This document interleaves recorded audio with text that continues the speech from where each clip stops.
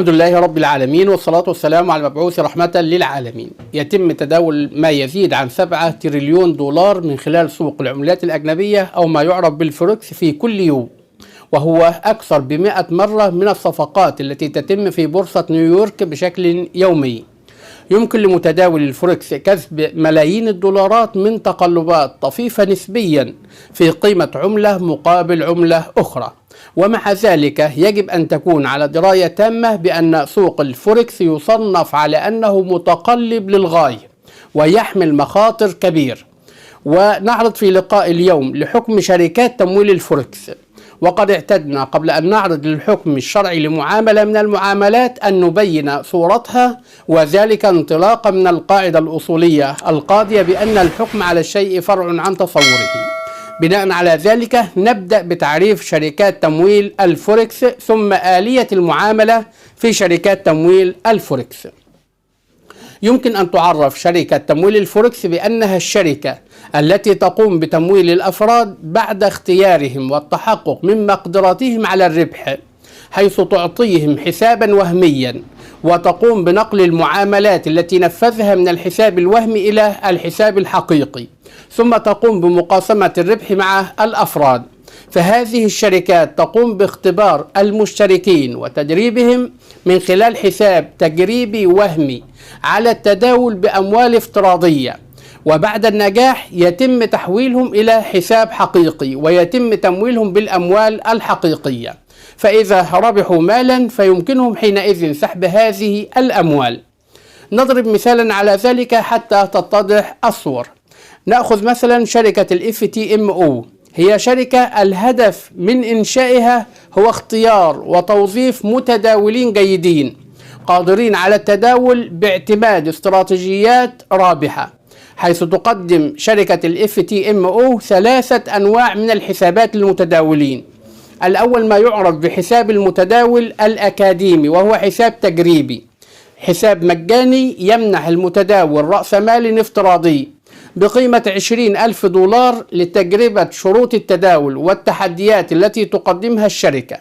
الثاني ما يعرف بحساب المتداول الممول، وهو حساب يتطلب من المتداول دفع رسوم اشتراك تتراوح ما بين 150 دولار إلى 1300 دولار للمشاركة في تحدي FTMO، والذي يهدف أيضا إلى اختبار مهارات وانضباط المتداول.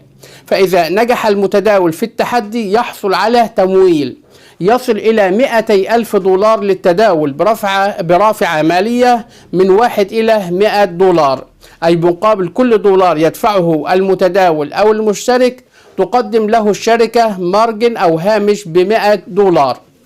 الثالث حساب المتداول المحترف، وهو حساب مخصص للمتداولين الذين لديهم خبرة وأداء ممتاز في التداول، حيث يوفر هذا الحساب تمويل أكبر وشروط أكثر مرونة للتداول. يمكن للمتداول الحصول على هذا الحساب بعد إظهار نجاحه في حساب المتداول الممول. فمثل هذه الشركات توفر رأس المال للمتداول وتدفع نسبة من الأرباح تصل إلى 90% من قيمة الأرباح للمتداولين من خلالها. وهنا يجب التنبيه على أمر مهم، وهو أن غالب إن لم يكن كل شركات تمويل الفوركس التي تقدم حسابات التداول الممولة غير مرخصة، هذا من ناحية القانونية.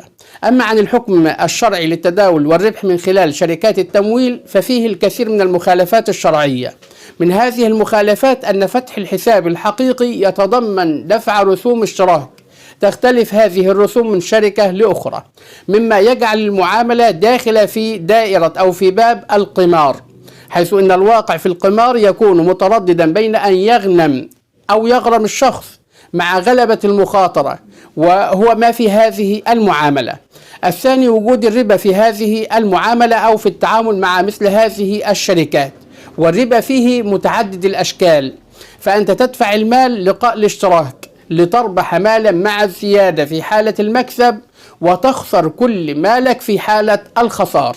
هذا بالإضافة إلى ما بيناه في أكثر من لقاء وأكثر من حلقة من أن التداول في سوق العملات الأجنبية أو الفوركس يعتمد على ما يسمى بالهامش أو المارجن والرافعة المالية، والتي تعني أن يقوم المشتري أو العميل بدفع جزء يسير من قيمة الصفقة التي يرغب بشرائها أو الدخول فيها، على أن يقوم الوسيط أو شركة التمويل بدفع الباقي على سبيل القرض، على أن تبقى العقود المشتراه لدى الوسيط رهنا بمبلغ القرض. كما يتضمن هذا العقد أيضا ما يسمى برسوم التبييت، وهي الفائدة المشترطة على المستثمر إذا تأخر في تنفيذ الصفقة في اليوم نفسه أو في الموعد المحدد لإغلاق الصفقة، يكون بالتالي يدفع رسوم التبييت، فيكون قد وقع في الربا الصريح.